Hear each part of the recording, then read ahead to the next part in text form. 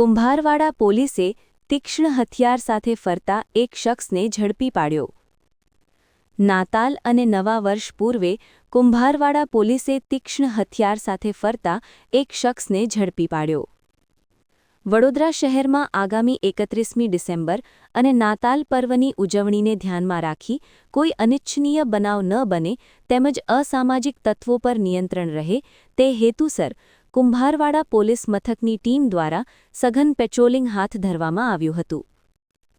Patrolling દરમિયાન કુંભારવાડા પોલીસને ચોક્કસ બાતમી મળી હતી કે સંગમ 4 રસ્તાથી ફતેપુરા 4 રસ્તા તરફ જવાના માર્ગ પર એક ઈસમ તીક્ષ્ણ હથિયાર લઈને ફરતો જોવા મળ્યો છે.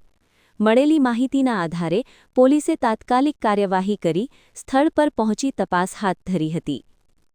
તપાસ દરમિયાન ફતેપુરા સુથાર ફળિયામાં રહેતા મોહમ્મદ આસિફ ઇકબાલભાઈ મલેક પાસેથી કમરના ભાગેથી સ્ટીલની ગુપ્તી મળી આવી હતી. પોલીસે ગુપ્તી કબજે કરી આરોપી વિરુદ્ધ કાયદેસરની કાર્યવાહી હાથ ધરી છે.